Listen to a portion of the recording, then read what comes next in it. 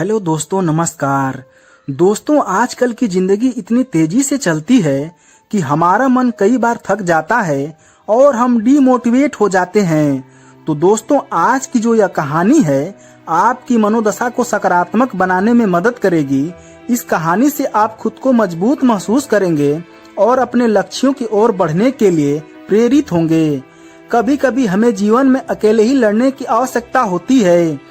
यह कहानी एक ऐसे लड़के की है जो अपने लक्ष्य की ओर आगे बढ़ने के लिए अपने अकेलेपन को एक सुनहरा अवसर बनाता है। एक समय की बात है, एक छोटे से गांव में एक लड़का रहता था। वह बहुत सपने देखता था और अपने लक्ष्यों की प्राप्ति के लिए प्रयास करने का निरंतर जुनून रखता था, लेकिन उसके पास न कोई साथी था, न कोई गाइड करने वाला। उसके परिवार में भी उसके सपनों को समझने वाला कोई नहीं था। इसलिए उसे लगता था कि वह अकेलेपन की जंजीरों में बंद है और उसके सपने अधूरे रहेंगे। फिर भी उसने निरंतर मेहनत की और अपने आत्मविश्वास की आवाज को बुलंद किया।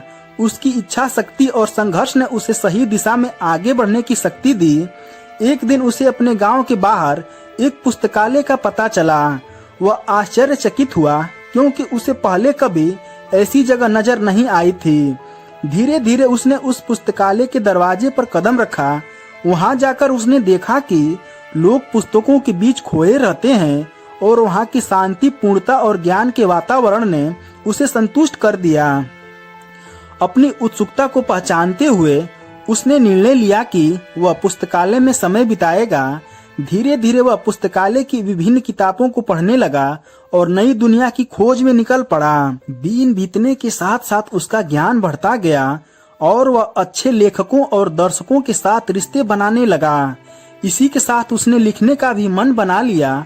उसने कई लेख लिखे, जिसमें से उसका एक लेख प्रकाशित हुआ और उसे अवसर मिला अपने लेखकीय कौशल को दुनिया के सामने प्रदर्शित करने का। वह लड़का जिसने कभी अकेलेपन को एक रुकावट समझा था, अब एक प्रेरणादायक उदाहरण बन गया है। लोग उसे मान्यता देने लगे और वह लड़का अपने लक्ष्यों की ओर अग्रसर होने में सफल हुआ। इस कहानी से हमें यह सीख मिलती है कि अकेलेपन को एक सुनहरा अवसर बनाने के लिए हमें संघर्ष करना चाहिए। हमारी संयमिता, समर्पण और मेहनत हमें अपने लक्ष्यों की प्राप्ति की ओर बढ़ा सकती है। तो दोस्तों, आपको यह कहानी कैसी लगी कमेंट करके बताइएगा और वीडियो को लाइक करके चैनल को सब्सक्राइब कर दीजिएगा।